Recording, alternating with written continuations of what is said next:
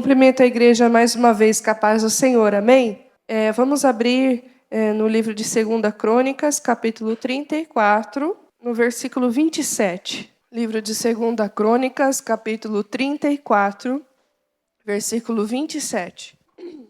Amém? Diz assim a palavra do Senhor: Porquanto o teu coração se enterneceu e te humilhaste perante Deus, ouvindo as suas palavras contra este lugar e contra os seus habitantes, e te humilhaste perante mim, e rasgaste os teus vestidos, e choraste perante mim, também eu te tenho ouvido, diz o Senhor. Amém. Vamos fazer mais uma oração. Pai amado, em nome de Jesus Cristo, muito obrigado por esta noite especial.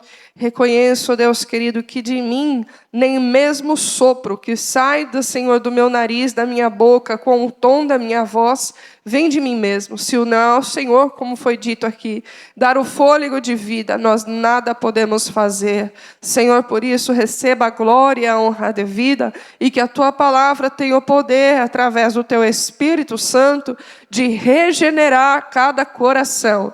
Senhor Jesus, porque eu creio que através da fé o Senhor faz existir aquilo que, Senhor, ainda nossos olhos não podem contemplar, mas o Senhor faz acontecer. Por isso, aumenta a fé, aumenta a comunhão, aumenta, Senhor Jesus querido, a presença do Senhor na vida dos nossos irmãos. É o que eu oro e te agradeço em nome de Jesus. Amém. Os irmãos podem se assentar? A palavra do Senhor, vamos abrir em 1 Reis, capítulo 13, versículo 2, que hoje nós vamos falar sobre um rei chamado Josias. Livro de 1 Reis, capítulo 13, versículo 2. E um pouquinho mais para trás, você vai encontrar o livro de 1 Reis, capítulo 13, versículo 2. Amém? Vamos ler desde o primeiro capítulo até o versículo 2. Eis que um homem de Deus veio de Judá com a palavra do Senhor a Betel, e Jeroboão estava junto ao altar para queimar incenso. E clamou contra o altar com a palavra do Senhor e disse: Altar, altar, assim diz o Senhor, eis que um filho nascerá à casa de Davi, cujo nome será Josias, o qual sacrificará sobre ti os sacerdotes dos altos, que queimam sobre ti incenso, e os ossos dos homens se queimarão sobre ti. Agora voltemos lá para 2 Crônicas novamente, porque é através desse capítulo 34 que nós vamos aprender um pouco as lições sobre a vida de Josias. Amém? Então, a vida de Josias, ela foi marcada por atos de obediência.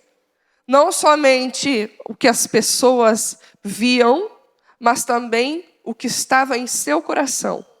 É necessário fazer as pausas para o Tsuyaku? Não? Ok.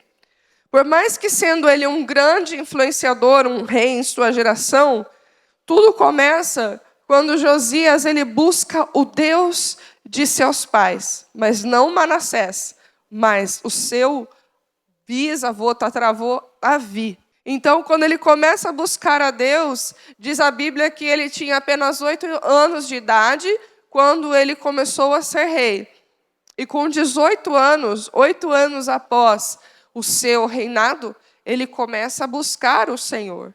E quando ele começa a buscar ao Senhor, algo começa a acontecer ao seu redor. Ele começa a ver que o seu pai Manassés, mesmo tendo sofrido tanto por causa da idolatria, ele começa a se lembrar que ele tem que destruir todos os ídolos para que aquela geração não voltasse a ser idólatra. Então, Josias, ele vai lá e não somente como cumpre a profecias, ele não somente destrói a pó os ídolos, mas ele também pega os ossos daqueles sacerdotes de Baal e queima em cima do altar. E destruindo também a pó os ossos dos sacerdotes, cumprindo a profecia que falou sobre o altar.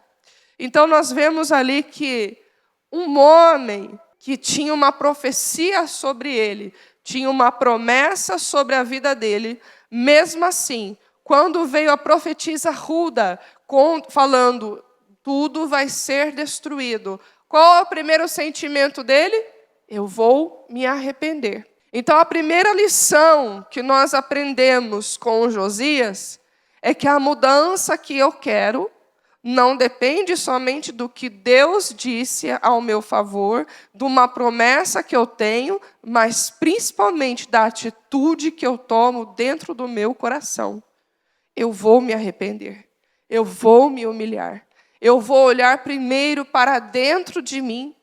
Ele poderia muito bem, com a autoridade de um rei, dizer: ô povo idólatra, ô povo que não se arrepende, e amaldiçoar aquelas pessoas. Mas não, ele disse: vai começar de mim o arrependimento.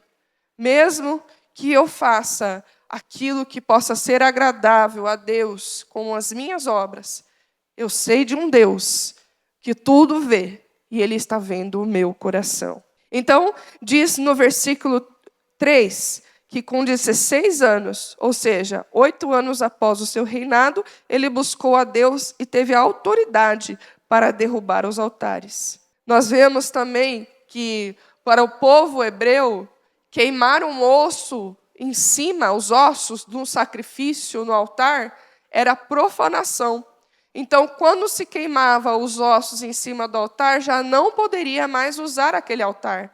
Então, ele fez propositalmente, também direcionado pelo Espírito Santo, para que aquele altar não fosse mais servido. Então, o grande avivamento começou ali, quando ele colocou o fogo nos ossos em cima do altar. Ou seja, aqui não mais haverá sacrifícios de criança, aqui não mais haverá idolatria, aqui não mais haverá adoração a outros deuses.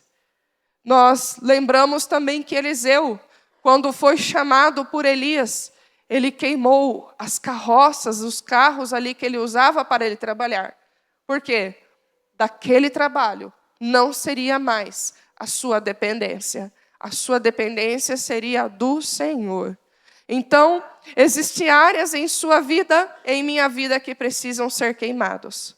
Pontes com o passado, coisas que você ainda está ligado, contatos, amizades que te levam à idolatria, que te levam para longe de Deus, precisa ser tirado. Nós somos sal da terra. Nós somos a luz deste mundo.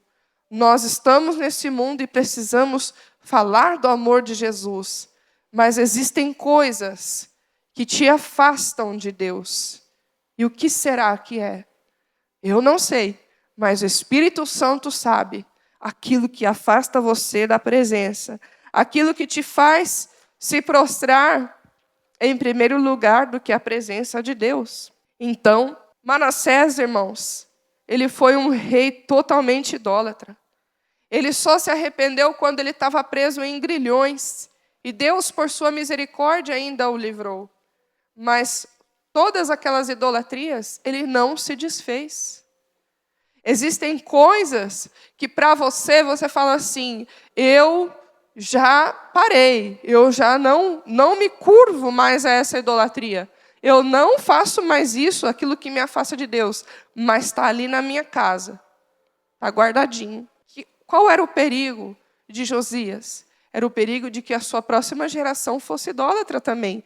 E a maldição vinha para todo o povo, porque o decreto de um rei decretava como ordem para todo o povo.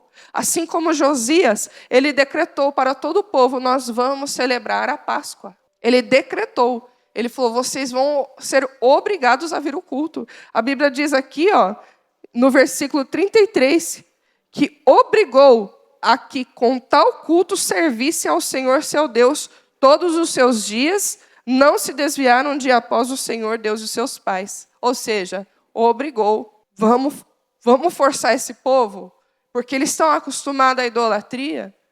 Nós vamos primeiro limpar a terra, e depois nós vamos lembrar ele que é necessário eles estarem no culto. É necessário estarmos no culto. E olha que interessante. A Bíblia diz que ele, depois eu falo sobre a Páscoa dele foi tremenda. Então, primeiro, ele busca a Deus, ele quebra as maldições familiares através do quê? Da obediência. Quebrar a maldição familiar não é somente a sua oração. Quebrar uma maldição familiar é você não fazer mais aquilo que toda a sua família fazia. Através da obediência, ele retira a idolatria. E a Bíblia diz que ele não se desvia nem para a direita e nem para a esquerda. Ou seja, por causa do dinheiro, por causa da posição, ele poderia ter outros meios de conseguir o que ele queria, pois ele já tinha um posto, ele já tinha um reinado, ele já tinha uma costa quente, que a gente fala, de que ele poderia já estar sucessor de seu pai. Ele já tinha tudo, mas o que ele pensava? Eu preciso do Deus de Davi. Olha só, a Bíblia diz que ele começou a buscar ao Deus de Davi. Então, nós entendemos que alguém que busca a Deus, ela deixa um legado. Então, não desvie nem para a direita e nem para a esquerda, porque no momento dessa tentação, que você sente de seus olhos olharem para outros lados, é nesse momento que você está sendo tentado e alguma coisa pode acontecer na sua vida. A sua decisão trará a bênção do Senhor, e foi isso que aconteceu com Josias. Número 2, ele repara o templo. E sabe o que ele encontra no templo? O que estava perdido? As leis do Senhor. Quando nós reparamos o templo, nós encontramos o que estava perdido dentro daquela igreja, daquele templo? A palavra de Deus. As leis, as tábuas da lei de Moisés estavam perdidas ali. Então, nós entendemos que quando você começa a buscar a Deus, você repara o seu templo aqui, ó. Você começa a ter o prazer pela lei do Senhor. Ainda que você não entenda, Deus te dará sabedoria, porque Ele fala, aquele que tem falta de sabedoria, peça, que Ele a dará. Terceiro, ao se deparar com a lei, ele busca ouvir o que Deus tem a dizer. Então ele chama a profetisa Hulda. E ele disse, o que será que vai acontecer? Porque nós encontramos a palavra de Deus. E ela diz, vocês serão destruídos por causa do pecado. E mesmo ele tendo limpado a terra, então ele começa no versículo que nós dizemos aqui no começo, 34, 27. No versículo 27, então ele se arrepende diante do Senhor. Ao ouvir uma má notícia, ele não desanima, mas ele se arrepende do profundo do seu coração. Quantas vezes você pede perdão de uma forma superficial, sem um verdadeiro arrependimento? Você já pede perdão consciente que você vai errar de novo. Você não tem fé para crer que Deus pode te livrar na hora da tentação. Sabe por quê? Quando você pede perdão, consciente que vai errar de novo, é porque você, no seu coração, não está orando, pedindo a Deus para te livrar na hora da tentação. Então, ele pede perdão do fundo do seu coração e Deus vê a intenção do coração. Mas também, irmãos, no coração que ele estava disponível para servir, você já pensou? Eu estou com o meu coração disponível para servir. Eu já cumpri a profecia que me foi dita sobre mim. Eu estou fazendo de acordo com a vontade de Deus. Mas por causa do pecado do povo, eu também vou sofrer. Mas ele diz, o pecado, eu me arrependo também. Ele não contesta com Deus dizendo por quê? Se eu estou em obediência, por quê? Se eu estou fazendo tudo certo, por quê essa destruição? Não. A posição de Josias é em humildade. E a Bíblia diz que um coração contrito e quebrantado, Deus não desprezará. Então, quando há um verdadeiro arrependimento no coração de Josias, tudo muda. A destruição que era para vir não vem mais. Por quê? A decisão de um, porque além dele pedir perdão pelos seus erros, ele pediu perdão pelo povo também. Nós sabemos que o povo, depois, eles caíam em idolatria novamente. Após um rei sair e vir outro, eles caíam em idolatria. Mas aquela geração, ele obrigou aquela geração a estar no culto e eles entenderam o quanto era prazeroso estar na presença de Deus. O quanto era benéfico estar na presença de Deus. Então, a Bíblia diz, vamos abrir lá em Jeremias 17:10. Jeremias 17:10. Eu, o Senhor, esquadrinho o coração, eu provo os rins, e isto para dar a cada um segundo os seus caminhos e segundo o fruto das suas ações. Aquilo que eu falo para você, aquilo que você fala para as outras pessoas, aquilo que você sente, aquilo que passa no seu coração e você deixa ficar, você vai receber o salário de tudo isso. Por isso que nós devemos adorar ao Senhor com tudo que temos e somos. Por isso que devemos lutar contra as tentações, maus pensamentos, sentimentos ruins. Eu falo isso porque Deus está sondando.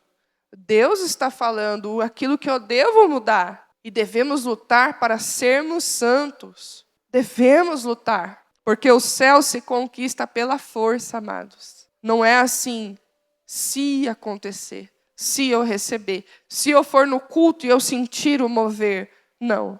É no dia que você menos quer, você tem que vir. É no dia que você estiver cansado, acorde, levante, vá. É indo, buscando pela força. Então, Ele sonda as nossas intenções. Por isso que quando você está adorando a Deus, lembre-se, qual é a sua intenção? Qual a intenção que você veio aqui buscar a Deus? Qual é a sua intenção? Como eu disse na semana passada, a Karen falou, ela disse, nós vamos para o culto. Ela pegou um gancho daquilo que o pastor falou para ela. E ela já fez uma música. Nós vamos para o culto conhecer mais de Jesus. Todo mundo vai ficar quietinho. Todo mundo vai ficar sentadinho. Porque a gente vai conhecer mais de Jesus. Nós estamos aqui para isso. Então lembre-se, a sua intenção cultuar a Deus é conhecer mais a Jesus. Quando nós conhecemos mais a Jesus, nós vemos realmente quem somos. E precisamos mudar. No capítulo 35, no verso 18, após o arrependimento, Josias ele faz o culto de Páscoa, lembrando do que Moisés fez ao povo. Amados, a Bíblia diz aqui que nenhum outro rei, nem mesmo Salomão, fez um culto de Páscoa igual ao de Josias. Vamos ver. Vamos abrir lá em 2 Crônicas, capítulo 35. Versículo 18. Nunca, pois, se celebrou tal Páscoa em Israel, desde os dias do profeta Samuel, nem nenhum dos reis de Israel celebraram tal Páscoa como a que celebrou Josias com os sacerdotes e levitas, e todo o Judá de Israel que ali se acharam, e os habitantes de Jerusalém. E Hebreus fala que pela fé Moisés celebrou a Páscoa. Amados, pela fé, por quê? Deus avisou, os primogênitos serão mortos. Aquele que não fazer a Páscoa, os primogênitos serão mortos. Haverá que matar o cordeiro, passar o sangue sobre os umbrais, assar o cordeiro às pressas, comer e estrada, né? Então, pela fé eles fizeram. Ah, mas será que é mesmo? Será que é bem desse jeito? Será que a Santa Ceia é bem assim? Será que eu não posso ficar sem tomar a ceia? Celebrar a Páscoa, nós celebramos todo mês. A ressurreição de Jesus. A vida, a libertação. Aquilo que estava condenados à morte, o sangue do Cordeiro nos livra todo mês. Porque lembramos do sangue de Jesus. Lembramos que Ele nos livra da morte eterna. Então, diz que ali Josias ele fez uma Páscoa como nunca ninguém celebrou. Então, ele tinha a excelência nos detalhes. Ele tinha serviço. Ele tinha consagração. Ele tinha alegria de servir. Ele fez com que essa Páscoa fosse a melhor de todas as épocas em seus dias. Então, aquilo que te foi posto, Como está o seu sentimento? Faça com alegria, porque Deus confiou algo a você. Mas, pastor, eu não tenho nenhum cargo na igreja. Mas você tem na sua casa algo muito precioso. E Deus está confiando ali. Josias tinha oração, obediência, serviço. Mas nós encontramos ali no capítulo 36. Perdão, no capítulo 35 mesmo, no versículo 20. Diz que o rei do Egito, Neco, parece gato, né? Neco, vocês não vão esquecer o nome desse rei do Egito. Neco, ele subiu ali para combater com Carquemes, que Carquemes ali, eles eram dominados pelos babilônicos. Mais para frente, no segundo rei, Neco II, que era rei do Egito, o Nabucodonosor, ele vai lá e vence a guerra e toma ali também o Egito. Mas nós vemos que Neco, ele foi contra ali os assírios, e Josias não tinha nada a ver com a história. Não tinha nada a ver. Ele vai lá e fala, então, mandou mensageiros que ele estava vindo ao encontro para lutar contra esse rei do Egito. Só que Deus usou a boca do rei Neco e disse, que tenho eu que fazer contigo, rei de Judá? Quanto a ti, contra ti não venho hoje, senão contra a casa que me faz guerra. E disse Deus que me apressasse. Guarda-te de te opores a Deus, que é comigo, para que não te destrua. Que nós entendemos aqui. Ele entrou numa guerra que não era dele. Às vezes nós temos tudo em nossas mãos. Fazemos aquilo que Deus nos colocou. Mudamos uma geração, mas todos que são usados por Deus haverá tentações para que manche o testemunho. E ele, por um descanso, acredito, espiritual, que todas as vezes que as pessoas baixam um pouco a guarda, ela cai em tentação, ele foi querer comprar uma briga que não era dele. E esse rei do Egito disse, estou com pressa e eu não tenho nada contra você. Mas mesmo assim, diz que ele virou o rosto e preparou o grupo dele para guerrear contra esse rei do Egito. Então, quais são as guerras que nós entramos que nós não deveríamos ter entrado? Quais são as guerras que fará? Porque Josias entrou na guerra, os flecheiros foram lá e rapidamente cravaram uma flecha nele e ele morreu. Então, quais são as guerras que nós não podemos entrar? Será que existe? A Bíblia diz, em Provérbios 17:14, o começo de uma contenda é como uma abertura de uma grande represa. Desista, pois antes que haja brigas. Então, aquilo que nós temos para aconselhar, para repreender, para ajudar, não começa com contenda. Então, desista. Se você vê que aquela contenda vai causar uma briga, é como uma represa, amados. Ela vai dar a legalidade para levar tudo no seu caminho. Ela arrasta, lá em Suzaca, casas totalmente desertas. Por quê? Estourou a represa lá por causa da chuva, perdeu as casas. A nossa casa nós pagamos barato porque ela foi inundada. Quando eu cheguei lá, eu tive que lavar as paredes com a máquina VAP, porque tudo marca de terra para todo lado. Então, traz destruição, traz deserto, traz marcas. Então, o começo de uma contenda é como uma abertura de uma grande represa. Então, eu não posso entrar numa contenda. É uma das batalhas que eu não posso entrar, que não é minha. Provérbios 20, versículo 3. Evitar contendas é sinal de honra. Apenas o insensato insiste em brigar. Então, evitar contendas é uma questão de honra. É honroso. Mas eu estou certa. Não. É necessário? Você acha que vai haver transformação do outro lado? Deus há de direcionar. Sabe por que Josias entrou nesta batalha? Porque também entrou numa batalha fora da direção de Deus. Sem a presença de Deus.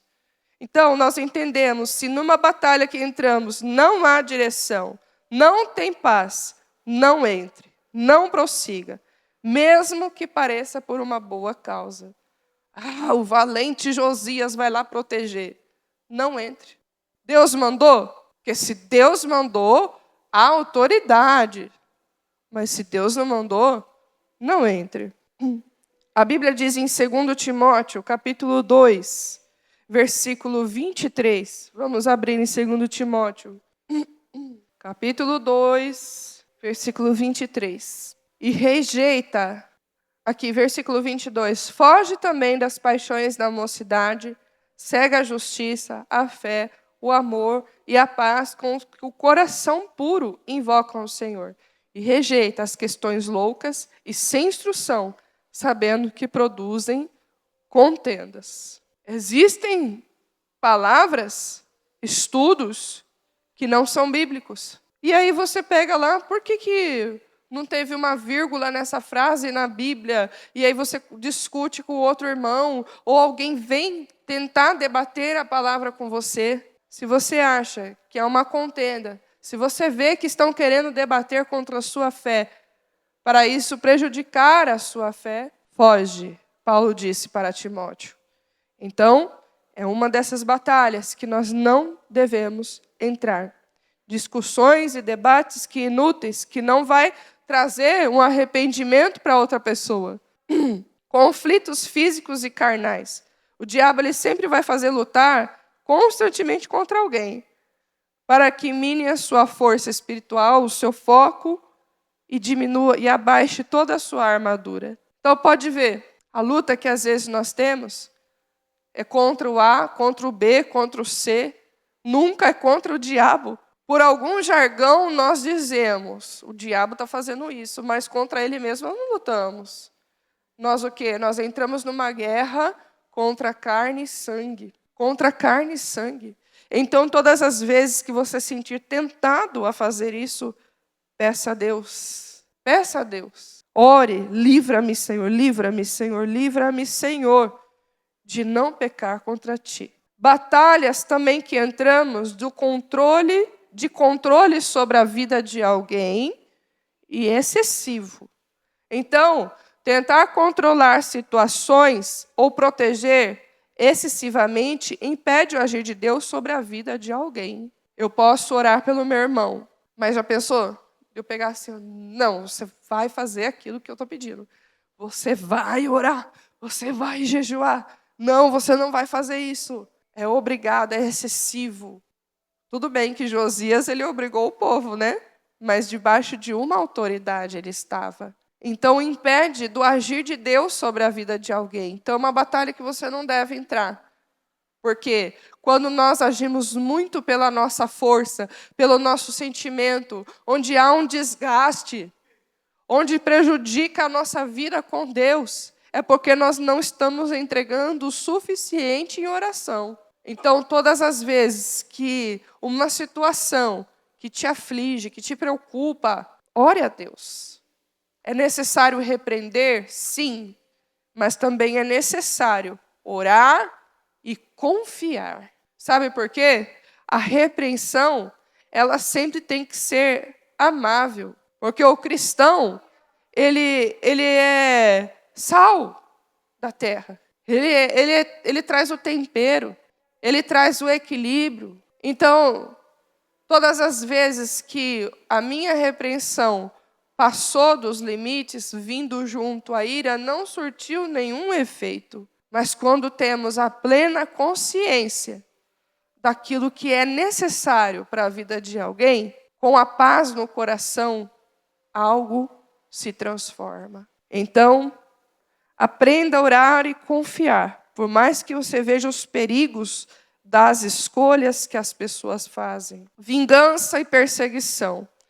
Em Romanos 12, 19, diz, não retribuir mal por mal, nem buscar a justiça com as próprias mãos. Diz assim, não vos vingueis a vós mesmos, amados, mas dai lugar à ira, porque está escrito, minha é a vingança e eu recompensarei, diz o Senhor. Tem gente que usa, né, o versículo, Deus vai te vingar, mas mesmo assim ainda está lutando contra a pessoa, né? Então está pagando mal por mal. Então, uma batalha que nós não devemos entrar é pagar mal por mal. Deus te dará a oportunidade de pagar por bem. Seja obediente. Aquilo que o Espírito Santo te pede, seja obediente. Porque isso te traz paz e te livra de entrar numa guerra que não é sua.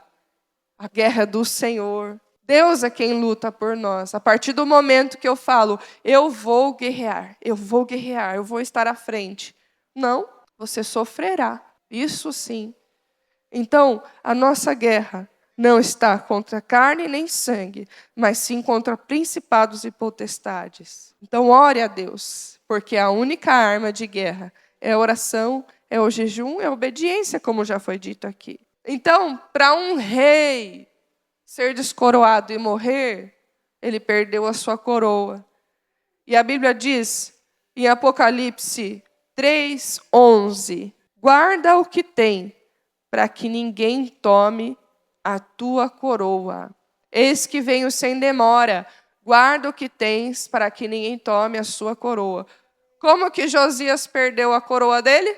Entrando numa guerra que não era dele. Por mais que desde o comecinho da sua infância você buscou o Senhor, mas no final entra numa guerra que não é sua, você pode perder até a sua salvação. Você entende isso? Então, guarda o que você tem. Nós estamos sempre em batalhas espirituais e precisamos entender, eu preciso guardar a minha coroa, eu preciso guardar o meu coração, eu preciso estar na presença de Deus. Se coloque de pé. Nós sabemos que Josias está diante do Senhor, mesmo numa situação que ele escolheu ir fora da vontade de Deus.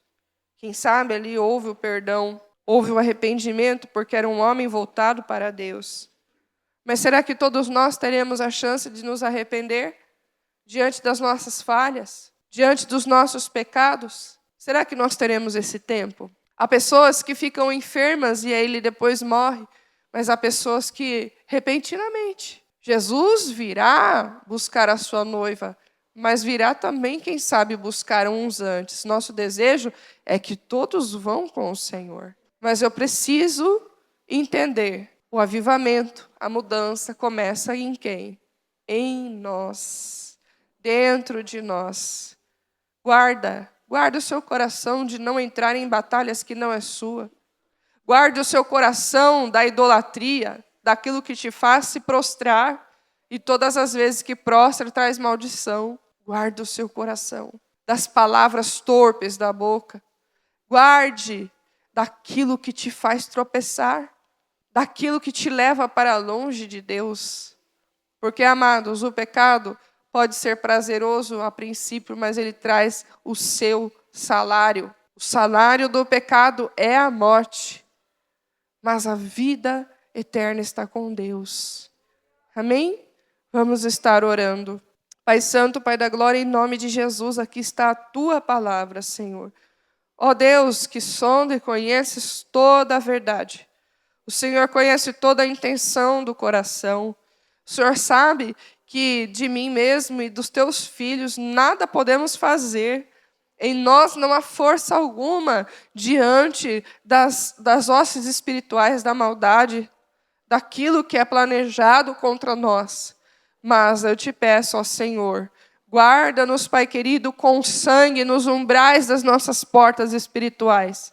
E pela fé, Senhor Jesus querido, celebramos, Pai amado, a ressurreição do Senhor, meu Deus. Não é mais o cordeiro morto, mas é o cordeiro vivo, o leão da tribo de Judá, que guerreia por nós, ó Deus.